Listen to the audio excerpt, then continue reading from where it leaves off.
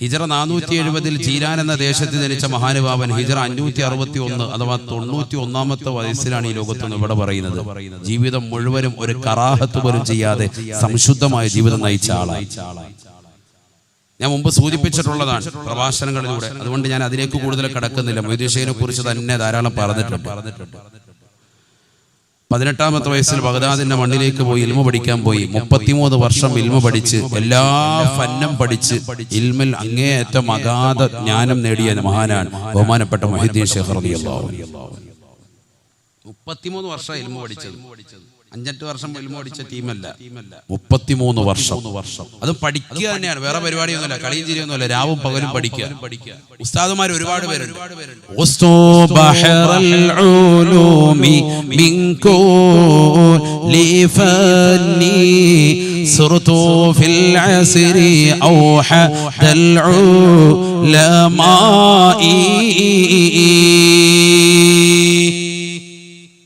മുഹീദ്ദീൻ ഷെയ്ഖ് റളിയല്ലാഹു അൻഹു പറയുകയാണ്, ഞാൻ പഠിക്കാത്തതായ ഇൽമില്ല, ഞാൻ ഓതാത്തതായ കിതാബില്ല, ഞാൻ പഠിക്കാത്തതായ ഒരു ഇൽമുമില്ല, ഞാൻ ഓതാത്തതായ ഗ്രന്ഥമില്ല. എല്ലാ ഇൽമും ഞാൻ പഠിച്ചെടുത്തു, എല്ലാ അറിവും ഞാൻ നേടിയെടുത്തു. അക്കാലഘട്ടത്തിൽ ഒറ്റമൊത്തായി ഞാൻ നിലകൊണ്ടു എന്ന് മുഹീദ്ദീൻ ഷെയ്ഖ് റളിയല്ലാഹു അൻഹു. തികഞ്ഞ ആലിമാണ്. നമ്മൾ മനസ്സിലാക്കുന്ന പോലെ 10 പേരിൽ 50 മോതിരം ഇട്ടിട്ട് ഒരു മക്ബറയിൽ വന്ന് പച്ച പുതച്ചിരുന്നിട്ട് യാഹൂ അടിച്ച് ജനങ്ങളെ പിഴപ്പിക്കാൻ വേണ്ടി ഇരുന്ന ആളാണ് എന്ന് കരുതരുത്. അങ്ങനത്തെ ഒരു ശൈഖൊന്നും അല്ല. ജനങ്ങളെല്ലാവരും കൂടി ഊതി തരട്ടെ, അങ്ങനത്തെ പരിപാടി. ഇപ്പൊ പൈസ കൊണ്ടുവാ, നിങ്ങളൊക്കെ അങ്ങനെ ആയിരിക്കും കരുതിയിരിക്കുന്നത്. മുഹീദ്ദീൻ ഷെയ്ഖ് എന്നൊക്കെ പറയുമ്പോൾ മുടിയൊക്കെ ഇങ്ങനെ ജട പിടിച്ചിട്ട് കുളിക്കാത്തറയായിട്ട് ഇങ്ങനെ നിൽക്കുന്ന ഒരാളായിട്ട് നിങ്ങൾ ആരും കരുതല്ല. ചിലരുടെ മനസ്സിൽ അങ്ങനെ ഉണ്ടാവും. എല്ലാവരും അങ്ങനെയാണല്ലോ. ഇപ്പൊ ഇങ്ങനെ ഷെയ്ഖ് എന്നൊക്കെ കരുമ്പോ സൂഫി എന്നൊക്കെ കരുതുമ്പോഴത്തേക്ക് ചിലരുടെ മനസ്സിൽ അങ്ങനത്തെ ആളൊന്നും അല്ല ഇത്. ഇത് വലിയ ധനികനായ മനുഷ്യനാണ് മുഹീദ്ദീൻ ഷെയ്ഖ് റളിയല്ലാഹു അൻഹു. അക്കാലഘട്ടത്തിൽ വലിയ പണക്കാരുടെ ലിസ്റ്റിൽ അദ്ദേഹത്തിന്റെ പേരുണ്ട്. പക്ഷെ പണത്തിന്റെ പറുദീസയിൽ നിൽക്കുന്ന ആളല്ല മുഹീദ്ദീൻ ഷെയ്ഖ് റളിയല്ലാഹു അൻഹു. മുഹീദ്ദീൻ ഷെയ്ഖ് റളിയല്ലാഹു അൻഹുവിന്റെ അടുക്കലേക്ക് ഒരു മനുഷ്യൻ വന്നിട്ട് പറയുകയാണ്, ഷെയ്ഖ് അവറുകളെ, നിങ്ങളുടേതാകുന്ന സാധന സാമഗ്രികളുമായി കടന്നു വന്ന കപ്പലിതാ കടലിന്റെ അടിയിലേക്ക് മുങ്ങിപ്പോയിരിക്കുകയാണ്. മുഹീദ്ദീൻ ഷെയ്ഖ് റളിയല്ലാഹു അൻഹു ദർസ് എടുത്തുകൊണ്ടിരിക്കുകയാണ്. തന്റെ മുത്തഅല്ലിമീങ്ങളുടെ മുന്നിലിരിക്കുന്നതായ മുഹീദ്ദീൻ ഷെയ്ഖ് റളിയല്ലാഹു അൻഹു അല്പനേരം മൗലിയായി നിന്നുകൊണ്ട് കുറച്ചു നേരം കഴിഞ്ഞപ്പോൾ പറയുകയാണ്, അൽഹംദുലില്ലാഹ്. അല്പനേരം കഴിഞ്ഞപ്പോ അതേ മനുഷ്യൻ തന്നെ വന്നുകൊണ്ട് പറയുകയാണ്, ശൈഖ് അവറുകളെ, നിങ്ങളുടെ കപ്പലെല്ലാം മുങ്ങിപ്പോയത് അത് മറ്റൊരാളുടെ സാധനങ്ങളുമായി കടന്നു വന്നതായ കപ്പലാണ് കടലിന്റെ അടിയിലേക്ക് മുങ്ങിപ്പോയത് എന്ന് കേട്ടപ്പോ അല്പനേരം മൗനിയായി നിന്നുകൊണ്ട് ശൈഖ് അവറുകൾ പറയുകയാണ്, അൽഹംദുലില്ലാഹ്. ശിഷ്യന്മാരെ ക്ലാസ് കഴിഞ്ഞപ്പോൾ ചോദിക്കുകയാണ്, പതിവില്ലാതെ അൽഹംദുലില്ലാഹ് ഉരുവിട്ടതെന്നാണ്. മുഹീദ്ദീൻ ഷെയ്ഖ് റളിയല്ലാഹു അൻഹു പറയുകയാണ്, എന്റേതാകുന്ന സാമ്പത്തിക ശേഷി മുഴുവനും ആ കപ്പലിലാണ്. ആ കപ്പലിലുള്ളതാകുന്ന കച്ചവട സാധനങ്ങൾ വഹിച്ചുകൊണ്ട് കടന്നു വന്നു. ആ കപ്പൽ അഴിയിലേക്ക് പോയിട്ടുണ്ട്, എന്റെയാണെന്ന് പറഞ്ഞപ്പോ ഞാനൊരു വേള എന്റെ മനസ്സിലേക്കൊന്ന് നോക്കി. എന്റെ മനസ്സിലേക്ക് ഞാനൊന്ന് നോക്കി. എന്റെ മനസ്സ് അല്ല എന്ന ചിന്തയെ വിട്ടുകൊണ്ട് ഈ ലോകത്തിന്റെ തമ്പുരാനായ ജഗന്നിയന്താവായ പരിപാലകനായ സർവേശ്വരനായ സർവാധിപതിയായ സർവലോക സൃഷ്ടിപ്പിന് സംഹാരകർത്താവായ പടച്ചറപ്പിനെ വിട്ടുകൊണ്ട് അല്ലാഹയെ വിട്ട് എന്റെ മനസ്സ് എങ്ങോട്ടെങ്കിലും ചാഞ്ചല്യപ്പെട്ടിട്ടുണ്ടോ? ഞാൻ നോക്കുമ്പോ എന്റെ മനസ്സിന് പതറലില്ല, എന്റെ മനസ്സ് ചെതറിയിട്ടില്ല. ഈ ദുനിയാവിനോടുള്ള അമിതമാകുന്ന ഭ്രമം എന്റെ മനസ്സിൽ വന്നിട്ടില്ല. എന്റെ സമ്പത്ത് നഷ്ടപ്പെട്ടു എന്ന് കേട്ടപ്പോ എന്റെ മനസ്സിനൊരു കുലുക്കവും ഉണ്ടായിട്ടില്ല. അല്ല എന്ന ചിന്തയല്ലാതെ മറ്റൊന്നും മനസ്സിലില്ല. എന്റെ മനസ്സിനെ ചെതറാതെ പതറാതെ പിടിച്ചു നിർത്തിയ അല്ലാഹ്, നിനക്കാണ് സർവസ്തുതിയും അല്ലാഹ്. അൽഹംദുലില്ലാഹ്, അൽഹംദുലില്ലാഹ്. അതുകൊണ്ടാണ് ഞാൻ അൽഹംദുലില്ലാഹ് പറഞ്ഞത്. അല്പനേരം കഴിഞ്ഞപ്പോ അതേ മനുഷ്യൻ തന്നെ വന്നുകൊണ്ട് പറയുകയാണ്, ശൈഖ് അവറുകളെ, നിങ്ങളുടെ എല്ലാ കപ്പൽ മറ്റൊരാളുടെ സാധന സാമഗ്രികളുമായി കടന്നു വന്നതായ സാധനമാണ് കടലിന്റെ അടിയിലേക്ക് പോയതുള്ളതെന്ന് കേട്ടപ്പോ ഞാൻ എന്റെ മനസ്സിലേക്ക് വീണ്ടും നോക്കി. എന്റെ മനസ്സിന് വല്ല കുഴപ്പമുണ്ടായിട്ടുണ്ടോ? എന്റെ എല്ലാ സാധനം മറ്റൊരാളുടെയാണ് സാധനങ്ങൾ, മറ്റൊരാളുടെ കച്ചവട ചരക്കുകൾ മുഴുവനും കടലിന്റെ അടിയിലേക്ക് പോയെന്ന് കേട്ടപ്പോ എന്റെ മനസ്സിന് വല്ലാത്ത അമിതമായ ആഹ്ലാദം വന്നിട്ടുണ്ടോ? ഞാൻ എപ്പോഴും നോക്കിയപ്പോ എന്റെ മനസ്സ് അല്ലാഹ് എന്ന ചിന്ത വിട്ടുപോയിട്ടില്ല. എന്റെ മനസ്സിന്റെ അകത്തളങ്ങളിൽ ഒരേ ഒരു ചിന്ത മാത്രമാണ്, ഒരേ ഒരു ഇലാഹ് മാത്രമാണ്. ആ ഇലാഹല്ലാതെ മറ്റൊരാൾ എന്റെ ഹൃദയത്തിന്റെ അകത്തളങ്ങളില്ല. ആ പടച്ചറപ്പിന്റെ മാത്രമായി എന്റെ ഹൃദയത്തെ പിടിച്ചു നിർത്തിയ അല്ലാഹ് എന്ന ചിന്തയല്ലാത്ത മറ്റൊരു ചിന്ത തരാത്ത റബ്ബേ, നിനക്കാണ് സർവസ്തുതിയും അല്ലാഹ്. അൽഹംദുലില്ലാഹ്. അതുകൊണ്ടാണ് ഞാൻ വീണ്ടും അൽഹംദുലില്ലാഹ് പറഞ്ഞത് എന്ന് മുഹിയുദ്ദീൻ ശൈഖ് റളിയല്ലാഹു അൻഹു. ദുനിയാവിനോടുള്ള അമിതമായ ഭ്രമമില്ല, ദുനിയാവിനോടുള്ള അമിതമായ താല്പര്യമില്ല. അല്ലാഹുവിന്റെ റസൂൽ പറയുകയാണ്, സ്വഹാബ അവസാന കാലഘട്ടം കടന്നു വരുമ്പോ മുഅ്മിനീങ്ങളുടെ ഹൃദയത്തിൽ വഹ്ന മാത്രമാണ് ഉണ്ടാവുക. അന്ന് ശത്രുക്കൾ മുഴുവനും അവർക്ക് നേരെ തിരിയുമേ, എല്ലാ വിശ്വാസികളും മുഅ്മിനീങ്ങളുടെ നേരെ തിരിയുമേ. ശരിയല്ല റസൂലുള്ളാഹി പറഞ്ഞത്? പൗരത്വ ബില്ല് ഭേദഗതിയുടെ വിഷയം വന്നിട്ട് ഇവിടെ ഏതെങ്കിലും ഇതര സമുദായത്തിലെ വലിയ വലിയ തലമൂത്തപ്പാരുണ്ടായിട്ടുണ്ട്. ആരെങ്കിലും ഇതുവരെ ഒന്ന് കുലുങ്ങിയോ, മാർപ്പാപ്പയൊന്നനങ്ങിയോ? ഇതുവരെ ഒരു വർത്തമാനം അതിനെക്കുറിച്ച് പറഞ്ഞിട്ടുണ്ടോ? റസൂലുള്ളാഹി പറഞ്ഞില്ലയോ? അവസാന കാലഘട്ടം കടന്നു വരുമ്പോ മുഅ്മിനാകുന്ന മനുഷ്യ, നിന്റേതാകുന്ന ഹൃദയത്തിന്റെ അകത്തളങ്ങളിൽ വഹ്ന അല്ലാഹു ഇട്ടുതരുമത്രേ. അവിശ്വാസികളുടെ ഹൃദയത്തിൽ നിന്ന് മുഅ്മിനീങ്ങളോടുള്ള ഭയപ്പാട് അല്ലാഹു എടുത്തു കളയുമേ. അങ്ങനത്തെ ഒരു കാലഘട്ടത്തിൽ മുഅ്മിനായ മനുഷ്യന്റെ ഹൃദയത്തിൽ അല്ലാഹു നൽകുന്നത് വഹ്നാണ്, വഹ്നാണ്. ഖാലൂ വമൽ വഹ്നു യാ റസൂലല്ലാഹ്. നബിയേ, നബിയേ, എന്താണ് വഹ്ൻ എന്ന് പറഞ്ഞാൽ ഒന്ന് പറഞ്ഞു തരണേ റസൂലേ. അല്ലാഹുവിന്റെ റസൂൽ പറയുകയാണ്, സ്വഹാബാ ഹുബ്ബു ദുനിയാ വകറാഹിയത്തുൽ മൗത്ത്. മരണത്തോടുള്ള വിരക്തിയാണ്, ദുനിയാവിനോടുള്ള താല്പര്യമാണ്. ഭൗതിക ലോകത്തിന്റെ ആഡംബര ആസ്വാദനങ്ങൾ കിട്ടാൻ മനുഷ്യൻ ഏതറ്റം വരെ പോകുന്ന ലോകമാണ്. സ്വന്തം മാതാപിതാക്കളെ കൊല ചെയ്യാൻ മടിയില്ലാത്ത യുഗത്തിലേക്ക് മക്കള് മാറുമത്രേ. മക്കളെ കൊണ്ടുപോയി അമ്മത്തൊട്ടിലേക്ക് വലിച്ചെറിയാൻ മടിയില്ലാത്ത യുഗത്തിലേക്ക് അവരുടെ സമ്പത്ത് കണ്ടെടുക്കാൻ മാതാപിതാക്കളെ തയ്യാറാകുമത്രേ. സ്വന്തം സഹോദരങ്ങളെ അറുകുല നടത്താൻ സഹോദരിമാർ തയ്യാറാകുമത്രേ. സ്വന്തം സഹോദരിമാരെ കൊല ചെയ്യാൻ സഹോദരങ്ങൾ തയ്യാറാകുമത്രേ. അവസാന കാലഘട്ടത്തിന്റെ പ്രത്യേകതയാണ് മനുഷ്യന്റെ ഹൃദയത്തിൽ വഹ്ന മാത്രമാണ്, വഹ്ന മാത്രമാണ്. ദുനിയാവിനോടുള്ള പ്രേമമാ തീർന്നില്ല, മരണത്തോടുള്ള വിരക്തിയാണ് ഉണ്ടാവുക എന്ന് ഹബീബായ റസൂലുള്ളാഹി. നമുക്കൊക്കെ ദുനിയാവിനോടുള്ള പ്രേമമാണ്. മുഹയ്യദ്ദീൻ ശൈഖ് റളിയല്ലാഹു അൻഹുവിനെ കുറ്റം പറയാൻ നമുക്കെന്ത് യോഗ്യതയാണ്? നമുക്കിന്ന് ദുനിയാവിന്റെ പളപളപ്പല്ലേ? എന്നാൽ മുഹയ്യദ്ദീൻ ശൈഖ് റളിയല്ലാഹു അൻഹുവിന്റെ സർവ്വസമ്പത്തും കയറ്റി വന്നതാകുന്ന കച്ചവട കപ്പൽ താഴേക്ക് പോയി കടലിലേക്ക് പോയെന്ന് കേട്ടപ്പോ ശൈഖ് അവരുടെ ലോകത്തോട് പറഞ്ഞത്, ഞാൻ എന്റെ ഹൃദയത്തിലേക്ക് നോക്കി അല്പനേരം മൗനിയായി പോയി. ശരിയാണ്, അല്പനേരം മൗനം ഞാൻ അവലംബിച്ചു. കാരണം ഞാൻ എന്റെ മനസ്സിലേക്കൊന്ന് നോക്കി. എന്റെ മനസ്സിന് വല്ല ചാഞ്ചല്യം ഉണ്ടായിട്ടുണ്ടോ? എന്റെ സാധന സാമഗ്രികൾ കയറ്റി വന്നതാകുന്ന കപ്പൽ കടലിന്റെ അടിയിലേക്ക് പോയപ്പോ ഞാൻ എന്റെ ജീവിതത്തിൽ സമ്പാദിച്ച ദുന്യവിയായ സമ്പാദ്യം മുഴുവനും അല്ലാഹുവേ നഷ്ടപ്പെട്ടു പോകുന്നു എന്നോർത്ത് എന്റെ മനസ്സിന് വല്ല നഷ്ടബോധം ഉണ്ടായിട്ടുണ്ടോ? ഇല്ല എന്ന് തോന്നിയപ്പോൾ ഞാൻ പറഞ്ഞതാണ്, അൽഹംദുലില്ലാഹ്, അൽഹംദുലില്ലാഹ്. അല്ലാഹുവിനാണ് സർവസ്തുതിയും, അഖിലസ്തുതിയും തമ്പുരാനാണ്, അഖിലസ്തുതിയും ജഗന്നിയന്താവാണ്. എന്റെ മനസ്സിനെ പതറാതെ ചിതറാതെ പിടിച്ചു നിർത്തിയ അല്ലാഹ് എന്ന ചിന്ത വിട്ടിട്ട് എന്റെ മനസ്സ് എവിടെയും പോയിട്ടില്ല. 91 വയസ്സ് വരെ ജീവിച്ച മഹാനാണ് മുഹയ്യദ്ദീൻ ശൈഖ് റളിയല്ലാഹു അൻഹു. 33 വർഷം ബഗ്ദാദിന്റെ മണ്ണിൽ പോയി ഇൽമ പഠിച്ച് 51 വയസ്സ് വരെ ഇൽമ നുകർന്ന് 51 വയസ്സിൽ 4 പാവപ്പെട്ട സ്ത്രീകൾക്ക് ജീവിതം കൊടുത്തു. 4 പാവപ്പെട്ട സ്ത്രീകളെ വിവാഹം കഴിച്ചു. അതിലൂടെ 49 മക്കളെ അല്ലാഹു നൽകി. 27 ആൺമക്കളാണ്, 22 പെൺമക്കളാണ്.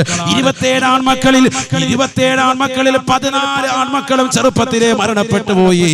13 പേര് മാത്രമാണ് ബാക്കിയായത്.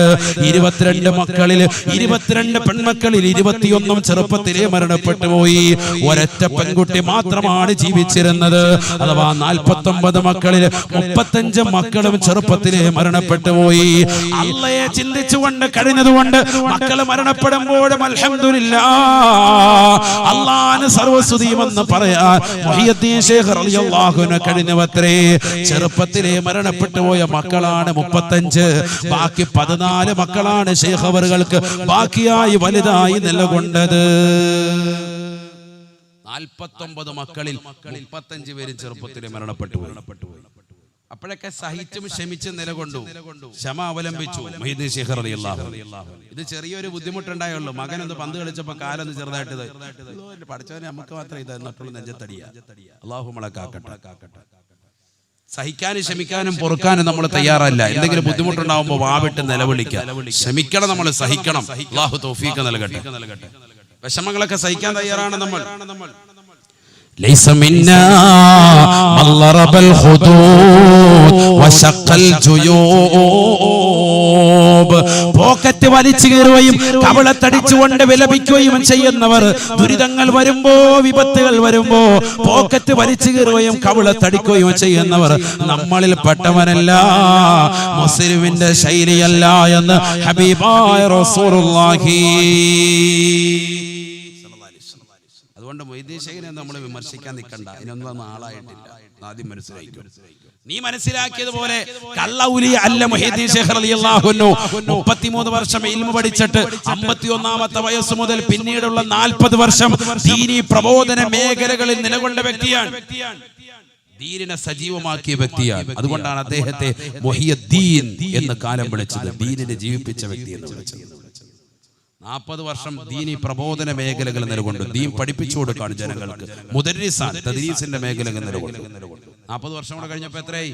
91 വയസ്സായി. അവിടുന്ന് വഫാത്തായി. അദ്ദേഹത്തിന്റെ മകൻ, മൂത്ത മകൻ അബ്ദുൽ വഹാബ് റളിയല്ലാഹു അൻഹു മഹാനുഭാവനാണ് മയ്യിത്ത് നമസ്കാരത്തിന് ജനാസയ്ക്ക് ഇമാമത്ത് നിർവഹിച്ചത് എന്ന് ചരിത്രത്തിൽ കാണാം. കാരണം എന്താ, മകനെ അതുപോലെ പഠിപ്പിച്ച് വലിയ ആലിമാക്കി തികഞ്ഞ പണ്ഡിതനാണ്. അതുകൊണ്ട് ആ മകനെ ഇമാമത്ത് നിർത്തി. ചെറിയ ആളല്ല മുഹീദ്ദീൻ ശൈഖ് റളിയല്ലാഹു അൻഹു ചെറിയ വ്യക്തിയല്ല, ഒരു നിസാരനായ വ്യക്തിയായി കാണരുതേ. അൽ വലിയു അൽ ആരിഫു ബില്ലാഹ് ഹസ്ബ മാ യുംകിൻ അൽ മുവാദിബു അല ത്വാആതി അൽ മുജ്തനിബു അനിൽ മഹ്ദൂറാതി മിനൽ ലഹവാതി വശഹവാതി വൽ ഹഫവാത്. എന്താ വലിയ എന്ന് പറഞ്ഞാൽ നീ മനസ്സിലാക്കിയതുപോലെ, ഞാൻ നേരത്തെ പറഞ്ഞതുപോലെ 50 വിരല് അല്ല 10 വിരൽ 50 മോതിരം ഇട്ടിട്ട് ഇങ്ങനെ കാണിക്കുന്നവനല്ല. അങ്ങനെ കാണിക്കുന്ന ടീംസ് ഉണ്ടാവും. കള്ള ഊലിയാക്കന്മാര്, കള്ള ജിന്നുമ്മമാര്, കള്ള ശൈഖന്മാരായിട്ട് ചമയുന്നവർ. ഒരു പച്ച ശാലിട്ട ഉടനെ വലിയാണെന്ന് മനസ്സിലാക്കണ്ട. അങ്ങനെയൊന്നും നീ മനസ്സിലാക്കണ്ട. കേരള സമൂഹത്തിൽ ധാരാളമുണ്ട് കള്ള ഊലിയാക്കന്മാർ. മുഹീദ്ദീൻ ശൈഖിന്റെ റളിയല്ലാഹു അൻഹുവിന്റെ പേരിലുള്ള യഥാർത്ഥമായ തരീഖത്ത്, ഖാദിരിയ തരീഖത്തിനെ പോലും വ്യാജം ചിത്രീകരിച്ചുകൊണ്ട് നടക്കുന്ന ധാരാളം കള്ള ശൈഖന്മാര് കേരളത്തിൽ തന്നെയുണ്ട്. ധാരാളമുണ്ട്. നമ്മൾ അവരുടെ പിറകെ ഒന്നും പോകണ്ട. മനസ്സിലാക്കണം, വളരെ ശ്രദ്ധിക്കേണ്ടതാണ്. അൽ വലിയ എന്ന് പറഞ്ഞാൽ അൽ ആരിഫു ബില്ലാഹി ഹസ്ബ മാ യുംകിൻ, അല്ലാഹുവിനെ കുറിച്ച് നല്ലതുപോലെ അറിവിന്റെ ആഴിയിലെത്തിയിട്ടുള്ളവർക്ക് വലിയെന്ന് തന്നെ പറയാൻ പറ്റും. അല്ലാഹുവെ കുറിച്ച് ശരിക്ക് പഠിച്ചവരാണ്. ഹസ്ബ മാ യുംകിൻ, പഠിക്കാവുന്നതിന്റെ അങ്ങേയറ്റം പഠിച്ചവരാണ്.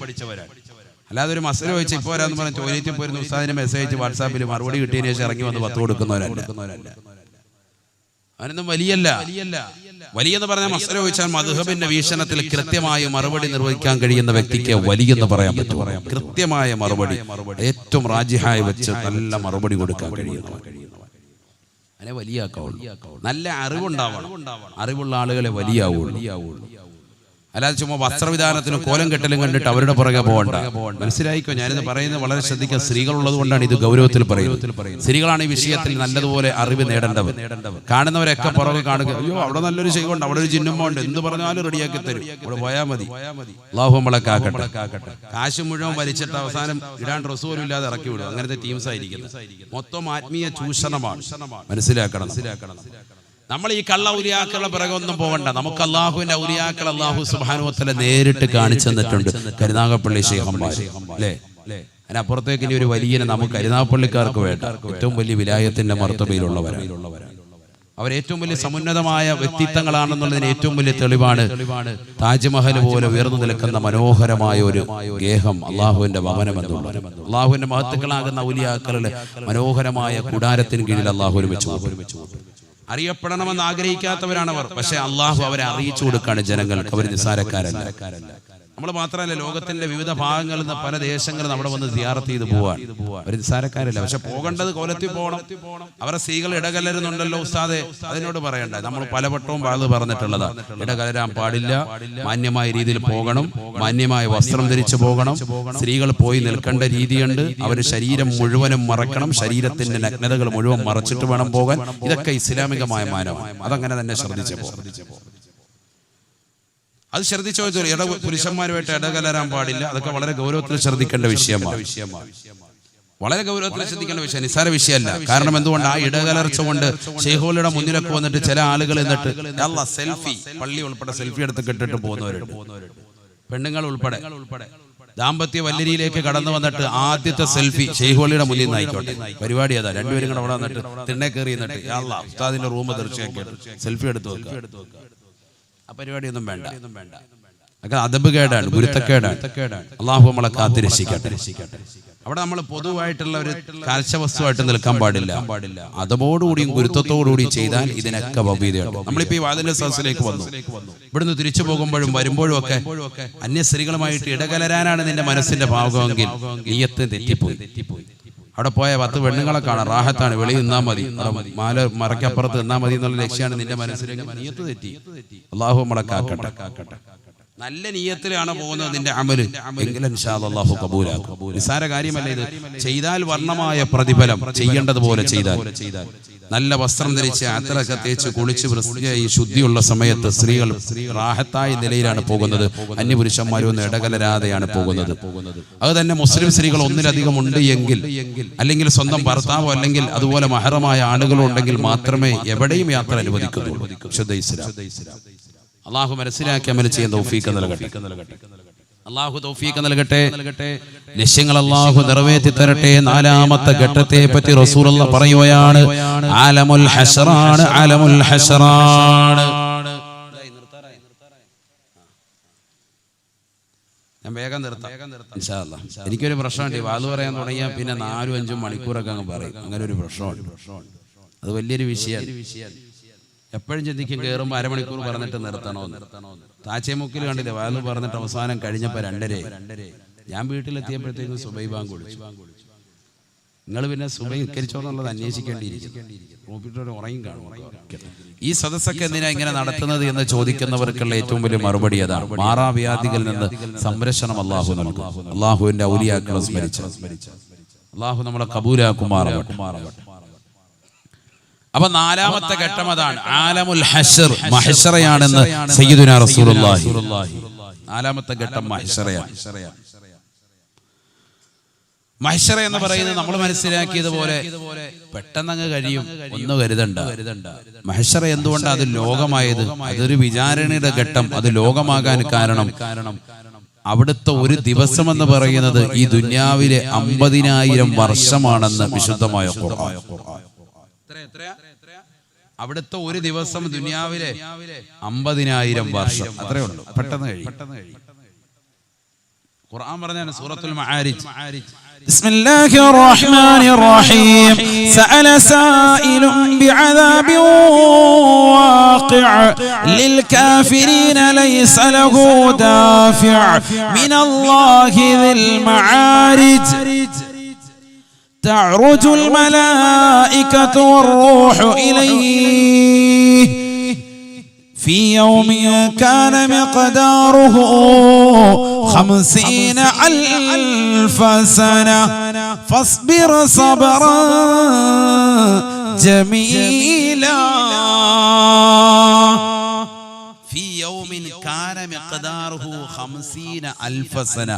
ഖുർആൻ പറയാണ് അവിടുത്തെ ഒരു ദിവസം ദുനിയാവിലെ 50,000 വർഷം.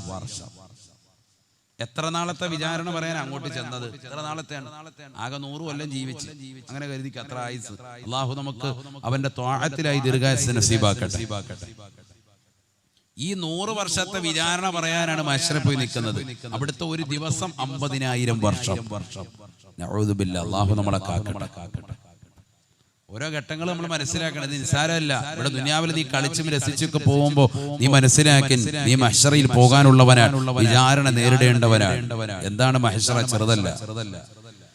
നബിയനാ റസൂലുള്ളാഹി സ്വല്ലല്ലാഹു അലൈഹി വസല്ലമ തങ്ങൾ പറയുകയാണ്, 16,15,15,000 കിലോമീറ്റർ അകലെ നിൽക്കുന്നതായ സൂര്യൻ തലയ്ക്ക് മീതെ കൊണ്ടുവന്ന് വിചാരണ നടത്തുന്ന സ്ഥലമാണ് മഹ്ശറ.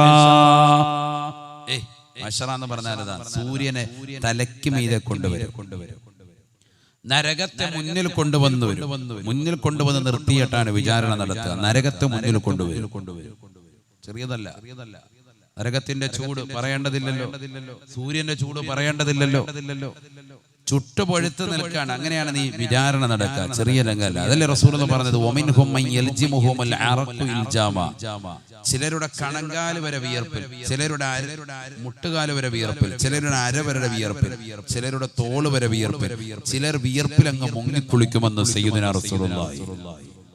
ഓരോരുത്തരുടെയും അമലിനെ ബേസ് ചെയ്തിട്ടാണ് ജീവിതത്തിൽ നമസ്കാരം എങ്ങനെയാണ് നിർവഹിച്ചിട്ടുള്ളത് അതിനനുസരിച്ചിട്ടുണ്ടാവും. എങ്ങനെയാണ് ജീവിതത്തിൽ നിന്റെ സുഹൃതമുള്ളത് അതിനനുസരിച്ചിട്ടുണ്ടാവും. ഏതുപോലെ പ്രളയം വന്നപ്പോഴത്തേക്കും ഓരോരുത്തരുടെയും വീടുകളിൽ വെള്ളം കയറിയത് വിഭിന്നമാണ്. വെള്ളം കയറിയിട്ടുള്ള ഭാഗങ്ങളിൽ അന്വേഷിച്ചാൽ അറിയാം. ചിലരുടെ പെരയ്ക്കകത്ത് കയറിയിട്ടില്ല, ചിലരുടെ മുറ്റം വരെ വന്നിട്ടുണ്ട്, ചിലരുടെ സിറ്റ് ഔട്ട് വരെ വന്നിട്ടുണ്ട്, ചിലരുടെ പെരയ്ക്കകത്ത് കയറി, ചിലരുടെ അര വരെ കയറി, ചിലരുടെ പെര ഒന്നായിട്ട് ചെങ്ങന്നൂർ ഭാഗത്തൊക്കെ മുങ്ങിപ്പോയി, ഒരു നില ഒന്നായിട്ട് പോയി, ചിലർ 2ാം നില വരെ എത്തുന്ന രീതിക്കായി. എന്നതുപോലെ ഓരോരുത്തരും ചെയ്യുന്ന അമലിനനുസരിച്ച് അല്ലാഹു സുബ്ഹാനഹു വ തആല വിയർപ്പിലാണ് മുങ്ങിക്കുളിക്കുന്നത്. ചെളിയൊന്നല്ല, വിയർപ്പിൽ മുങ്ങും. ചിന്തിച്ചു നോക്ക്, മനുഷ്യൻ അവന്റെ വിയർപ്പിൽ മുങ്ങിക്കുളിക്കുമെന്ന് ഹബീബ് റസൂലുള്ളാഹി. അതാണ് മഹ്ശറ. ചെറിയ രംഗമല്ല. അവിടെ മതിലപ്പുറത്തൊക്കെ നിൽക്കുന്നത്. ഇങ്ങോട്ട് പോരെ, ഇവിടെ വന്ന് നിൽക്ക്. മരിങ്ങോട്ട് നോക്കുന്ന പൊതി വിളമ്പാൻ തുടങ്ങിയോന്നായത് നോക്കുന്നത്. കേറിയിരുന്നോളെ. എടാ വാളണ്ടിയേഴ്സ് അവിടെ നിൽക്കുന്നവരും കൂടെ കയറ്റിയിരുത്ത്, ഇവരെ ആനയിച്ച് കയറ്റിയിരുത്ത്. അല്ലാഹു കബൂലാക്കട്ടെ. ശ്രദ്ധിക്കും. അപ്പൊ അതാണ് മഹ്ശറ എന്ന് പറഞ്ഞാൽ നരകം കൂടി എത്തിയെങ്കിലേ വിചാരണ തുടങ്ങൂ എന്നാണ് സയ്യിദുനാ റസൂലുള്ളാഹി സ്വല്ലല്ലാഹു അലൈഹി വസല്ലം പറയുന്നത്. ചെറിയ രംഗമല്ല. നരകം കൂടി വന്നെങ്കിലേ വിചാരണ നടക്കൂ. അല്ലാഹു സുബ്ഹാനഹു വ തആല ജിബ്രീൽ അലൈഹിസ്സലാമിനെ പറഞ്ഞു വിടുകയാണ്. നരകത്തെ കാക്കുന്ന മലക്കായ മാലിക് അലൈഹിസ്സലാമിന്റെ അടുക്കൽ പോയി നീ പറയും, നരകവുമായി വരാൻ പറയും, നരകത്തെ കൊണ്ടുവരാൻ പറയും, നരകത്തെ മഹ്ശറിലേക്ക് തെളിച്ചു കൊണ്ടുവരും. അല്ലാത്ത രംഗമാണ് റസൂലുള്ളാഹി പറയാ. അതൊരു വല്ലാത്തൊരു ഭീതിതമായ രംഗമാണ്. നരകമെന്ന് പറഞ്ഞാൽ തന്നെ ചെറുതല്ലല്ലോ. അതുകൊണ്ടല്ലേ എല്ലാ ദിവസവും രാവിലെ പ്രഭാതത്തിൽ എഴുന്നേറ്റാൽ ഉടനെ അൽഹംദുലില്ലാഹില്ലദീ അഹ്യാനാ ബഅദമാ അമാതനാ വ ഇലൈഹി നശൂർ എന്ന് പറയുന്ന മോമിൻ അവൻ പറയാറുണ്ട് അല്ലേ? ഇബാദുർ റഹ്മാൻ, റഹ്മാനായ റബ്ബിന്റെ അടിമകളെ കുറിച്ച് വിശുദ്ധമായ ഖുർആൻ പറയുന്നുണ്ട്. റഹ്മാനായ റബ്ബിന്റെ അടിമകളുടെ വിശേഷണങ്ങൾ ഖുർആൻ എണ്ണുന്നുണ്ട്. അതിലൊന്നാണ് അവർ നരകത്തെ തൊട്ട് കാവൽ തേടും. രാവിലെ എഴുന്നേറ്റാൽ ഉടനെ بسم الله الرحمن الرحيم والذين يقولون ربنا اصرف عنا عذاب جهنم إن عذابها كان غراما إنها ساءت مستقرا ومقاما. രാവിലെ എഴുന്നേറ്റാലുടനെ കാവൽ തേടുകയാണ്. അല്ലാഹ് റബ്ബന സ്രിഫ് അന്നാ അദാബ ജഹന്നമ, ജഹന്നമ എന്ന നരകത്തെ തൊട്ട് കാക്കണേ അല്ലാഹ്, നീ കാവൽ നൽകണേ അല്ലാഹ്. ഇന്ന അദാബഹാ കാന ഗറാമ ഇന്നഹാ സാഅത് മുസ്തഖറൻ വമുഖാമ. രാവിലെ എഴുന്നേറ്റാൽ ഉടനെ നരകത്തെ തൊട്ടുള്ള കാവൽ തേട്ടാ. മനസ്സിലാക്കണം. നമ്മൾ ചെയ്യുന്നുണ്ടോ എന്നുള്ളത് വേറെ വിഷയം. ചെയ്യേണ്ട കാര്യമായി പറഞ്ഞു തരും, ചെയ്യേണ്ടതാണ്. അത് കഴിഞ്ഞ് പള്ളിയിലേക്ക് വരുന്നു, അല്ലെങ്കിൽ വീട്ടിൽ തന്നെ സുബഹിയുടെ സുന്നത്ത് നിസ്കരിക്കുന്നു. ഞാൻ മുമ്പ് പലപ്പോഴായിട്ട് പല വാദുകളിലും പറഞ്ഞിട്ടുള്ള കാര്യമാണ്. മിക്ക സഹോദരങ്ങൾ ഒരുപക്ഷെ റമദാൻ ക്ലാസ്സിൽ ഒരു പ്രാവശ്യം ഞാൻ സൂചിപ്പിച്ചിട്ടുണ്ട്. സുബഹിയുടെ സുന്നത്ത് നമസ്കാരത്തിൽ നമ്മൾ ഓതേണ്ടതാകുന്ന സൂക്തത്തെ പറ്റി അലം നശ്റഹ് സൂറത്തും കാഫിറൂനും ആദ്യത്തെ റക്അത്ത്. രണ്ടാമത്തെ റക്അത്തിൽ സൂറത്തുൽ ഫീൽ അലം തറ കൈഫ ഫഅല റബ്ബുക ബി അസ്ഹാബിൽ ഫീൽ എന്ന സൂക്തവും ഖുൽ ഹുവല്ലാഹു അഹദ് എന്ന സൂക്തവും ഈ രണ്ട് സൂക്തങ്ങളും ഓതണം. ഖുർആൻ ഓർമ്മപ്പെടുത്തിയതാണ്. ഈ രണ്ട് സൂക്തങ്ങളാണ് ഓതേണ്ടത്. നല്ലതുപോലെ ശ്രദ്ധിക്കണം. بسم الله الرحمن الرحيم ألم نشرح لك صدرك ووضعنا عنك وزرك الذي أنقض ظهرك ورفعنا لك ذكرك فإن مع العسر يسرا إن مع العسر يسرا فإذا فرغت فانصب وإلى ربك فارغب بسم الله الرحمن الرحيم قل يا أيها الكافرون لا أعبد ما تعبدون ولا أنتم عابدون ما أعبد ولا أنا عابد ما عبدتم ولا أنتم عابدون ما أعبد لكم دينكم ولي دين. ഒന്നാമത്തെ റക്അത്തിൽ ഈ രണ്ട് സൂറത്ത് മനസ്സിലായല്ലോ. അലം നശ്റഹ് സൂറത്തു ഖുൽ യാ അയ്യുഹൽ കാഫിറൂൻ ഫാത്തിഹയ്ക്ക് ശേഷം സുബൈയുടെ സുന്നത്തിൽ ഓതേണ്ട സൂക്തങ്ങളാണ് ഈ പറയുന്നത്. അത് കഴിഞ്ഞ് സുജൂദ് കഴിഞ്ഞ് രണ്ടാമത്തെ സുജൂദ് കഴിഞ്ഞ് നേരെ വരുന്നു ഫാത്തിഹ ഓതുന്നു കൈകെട്ടി.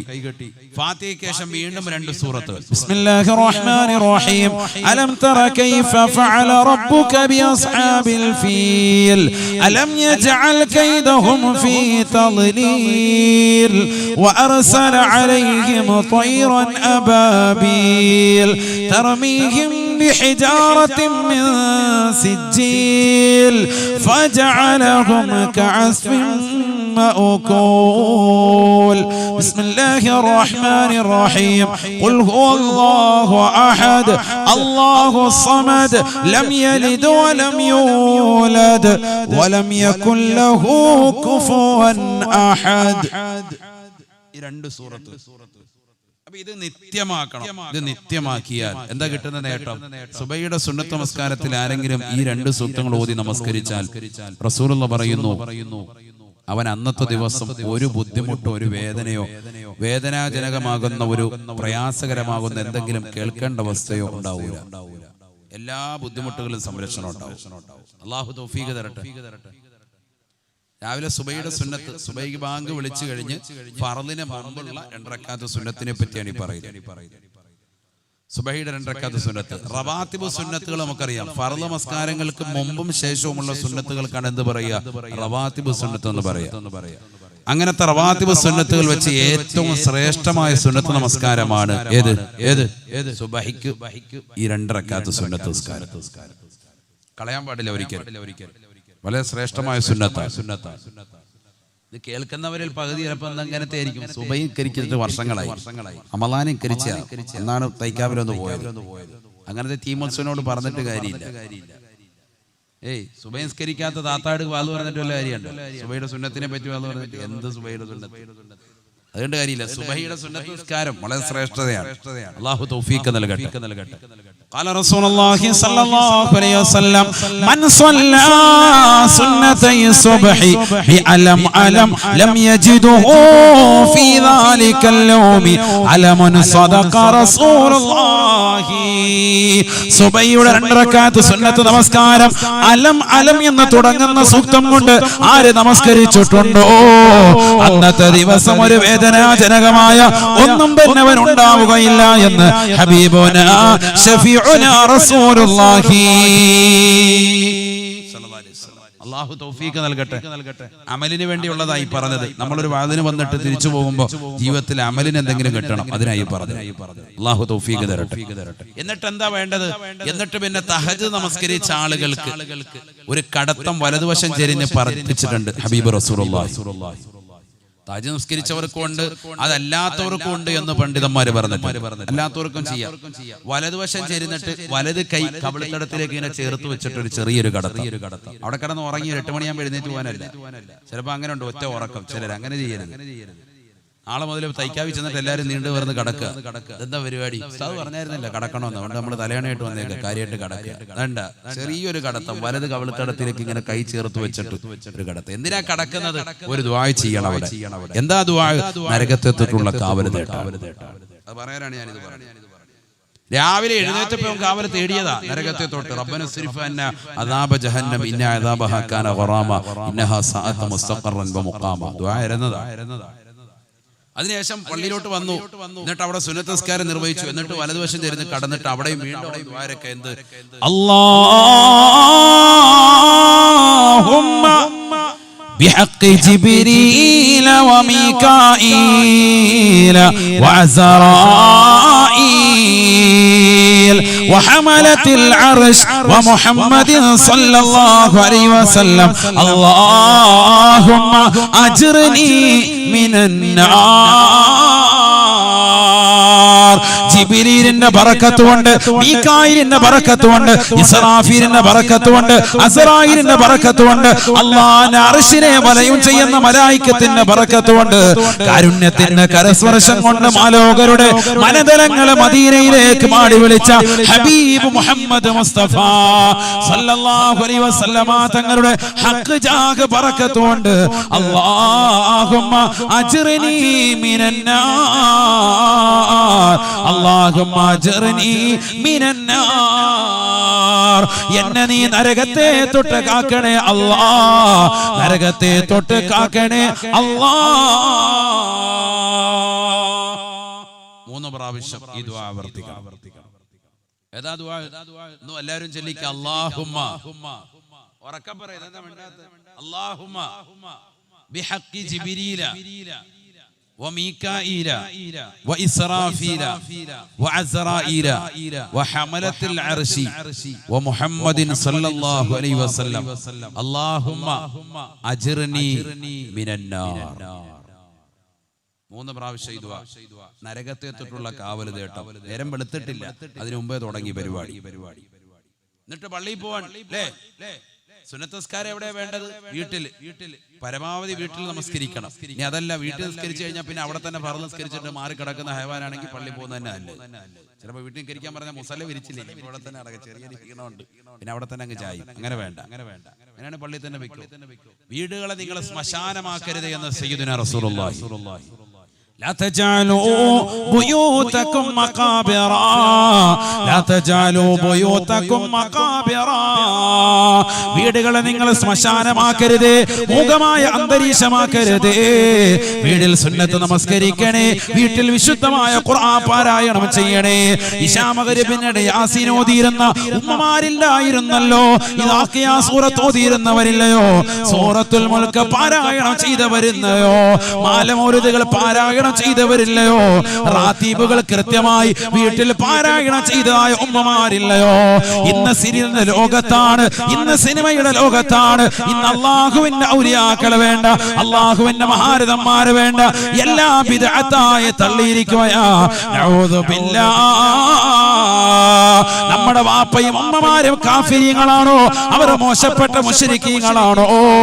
അവർ വിശുദ്ധമായ ഖുർആൻ ഓതിയവരല്ലേ? അവർ മാലമൗലിദുകൾ ഓതിയവരല്ലേ? അവർ പ്രസവത്തിന്റെ സമയത്ത് ഹോസ്പിറ്റലിലേക്ക് മക്കളെ കൊണ്ടുപോയി വിടുമ്പോ വീട്ടിലിരുന്ന് കൊണ്ട് നഫീസത്ത് മാല പാരായണം ചെയ്തതായ ഉമ്മമാര് കരുനാഗപ്പള്ളിയിൽ ഉണ്ടായിരുന്നില്ലയോ? മാലമൗലിദുകൾ പാരായണം ചെയ്ത ഉമ്മമാരുണ്ടായിരുന്നില്ലയോ? മുഹ്യിദ്ദീൻ ശൈഖ് റളിയല്ലാഹു അൻഹുവിന്റെ പേരിൽ നേർച്ച നേർന്നിരുന്ന മഹാരഥന്മാരായ ആളുകൾ ഉണ്ടായിരുന്നില്ലയോ? ചെറിയ കൂലിയല്ല ഉമ്മ, ചെറിയ കൂലിയല്ല വാപ്പ. അല്ലാഹുവിന്റെ ഔലിയാക്കളെ നിഷേധിക്കരുത്. ആ മഹത്തുക്കൾ കാണിച്ചു തന്ന മാതൃക അത് പരിശുദ്ധമായ ഇസ്ലാമിന്റെ മാതൃകയാ. അതെല്ലാം തള്ളിയിട്ട് ഇന്നതാ മാലമൗലിദുകളെ വിമർശിച്ചപ്പോ, ഖുർആൻ ഓതുന്നതിനെ വിമർശിച്ചപ്പോ, ഒരാൾ മരണപ്പെട്ടാൽ മരണ വീട്ടിൽ ഖുർആൻ ഓതണ്ട എന്ന് പറഞ്ഞപ്പോൾ ഇന്നും 10ഉം 20ഉം പത്രങ്ങൾ ഇറക്കിയിട്ട് വിശുദ്ധമായ ഖുർആനിന് പകരം പത്രം വായിക്കുകയല്ലയോ? ആർക്കും പ്രശ്നമില്ല. അല്ലാഹുവിന്റെ കലാമോദി മരണപ്പെട്ട വ്യക്തിക്ക് വേണ്ടി ഹദിയ ചെയ്തപ്പോ അതിനെ എതിർത്തതായ ആളുകളല്ലയോ? നഊദു ബില്ലാഹ്. ഇന്ന് വാപ്പ മരിക്കുമ്പോ 10 പേര് ഒരു ഫാത്തിഹ പോലും ഓതാനില്ല. അവസ്ഥ അവിടെ മാറി. 10 പേര് ഫാത്തിഹ ഇല്ല, പിന്നെന്താ 10 പേര് പത്രം വായിച്ചു തരും. മലയാള മനോരമ അടക്കമുള്ളത്. വല്യപ്പ എന്നെ ജോലിയായിരുന്നു, റിട്ടയർഡ് അധ്യാപകരായിരുന്നു, ട്രെയിൻ അടിയിൽ പോയി. കുഴപ്പമില്ല, എല്ലാം വായിക്കാം. മകന് മരുമകൻ എന്നെ ജോലി, പത്രം വായിച്ചിട്ട് പോവാ. 50 പത്രം വായിക്കുന്നതിന് ഒരു കുഴപ്പമില്ല ആർക്കും. ഒരു ഫാത്തിഹ ഇല്ലാതാക്കി. അവിടെ ഓതേണ്ട ഒരു സൂറത്ത് ഒന്നുമില്ല, ഇതൊന്നുമില്ല. ഇന്നിപ്പോ ഈ നന്മകളൊക്കെ എടുത്തു കളഞ്ഞപ്പോ എന്തായി? മൊത്തം തിന്മകളായി മൊത്തം, അല്ലേ? ഷാമകരിമേര പണ്ട് യാസീനും ബാക്കിയായും ഒക്കെ ഓതി മലമൊരുതൊക്കെ ഓതിക്കൊണ്ടിരുന്ന വീട്ടിൽ നിന്ന് ഇപ്പൊ എന്താ? തസ്ബീഹ് ഉണ്ട് കയ്യിൽ, റിമോട്ടാന്ന് പറഞ്ഞു. അല്ല, സൂര്യ TV, ഏഷ്യാനെറ്റ്, റഷ്യ, മറ്റോ അങ്ങോട്ട് മാറ്റി മാറ്റി കളിക്കും. തന്നെ പരിപാടി. ചാനലുകളുടെ കൂമ്പാരം 700-800 ചാനലാണ്. മാറ്റി മാറ്റി മാറ്റി നടുവ് വിളിക്കും. ഇതാ കളി കണ്ടു കണ്ട് കൊതി തീരുന്നില്ല. ലോകം അങ്ങനെ മാറി. എവിടെ പോയി? സമൂഹം എവിടെ പോയി? അള്ളാഹു നമ്മളെ കാത്തിരക്ഷിക്കട്ടെ.